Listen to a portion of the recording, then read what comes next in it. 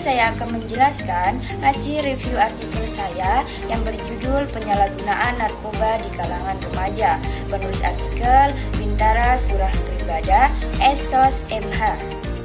Penggunaan EYD yang baik.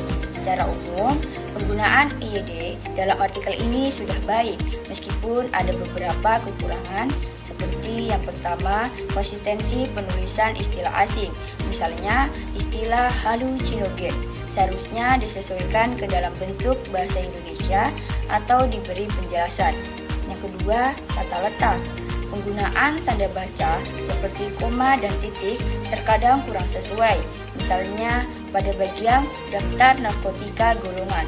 Yang ketiga, beberapa kalimat memiliki struktur yang agak panjang sehingga kurang efektif dan sulit dipahami. Keselarasan isi dengan judul. Isi artikel secara keseluruhan sudah sesuai dengan judul yang diberikan. Penulis membahas penyalahgunaan narkoba di kalangan remaja secara mendalam, termasuk definisi jenis-jenis narkoba, dampak, serta statistik yang relevan. Namun, artikel ini lebih banyak membahas definisi dan jenis narkoba daripada memberikan solusi konkret terkait pencegahan atau penanggulangan di kalangan remaja.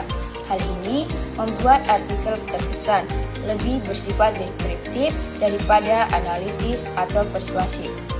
Kelebihan yang pertama, sumber referensi yang jelas. Artikel menggunakan referensi dari undang-undang dan survei Badan Narkotika Nasional atau BNN, sehingga memberikan kredibilitas. Yang kedua, bahasa mendalam. Artikel mencakup berbagai aspek seperti jenis-jenis narkoba, dampak sosial, hingga dampak pada generasi muda. Yang ketiga, gaya penulisan akademik. Artikel ini memiliki struktur yang terorganisasi dengan baik, pendahuluan, pembahasan, penutup yang sesuai dengan standar akademik. Kekurangan. Yang pertama, kurangnya solusi konkret. Artikel ini lebih banyak membahas masalah tanpa memberikan solusi yang detail atau langkah-langkah nyata untuk pencegahan penyalahgunaan narkoba di kalangan remaja. Kedua, minimnya data terpadu. Statistik yang digunakan atau contoh survei BNN kurang diberi informasi tahun kapan data tersebut diambil, sehingga tidak diketahui apakah masih relevan. Yang ketiga, kurangnya perspektif psikologis dan sosial. Pembahasan masih terlalu fokus pada hukum dan efek narkoba.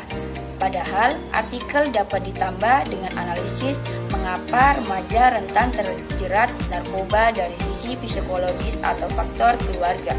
Kesimpulan, artikel ini cukup baik dalam menjelaskan dasar-dasar penyalahgunaan narkoba di kalangan remaja. Namun, untuk menjadi lebih bermanfaat, sebaiknya ditambahkan solusi konkret, data terbaru, dan analisis multidimensi atau psikologi, sosial, dan ekonomi.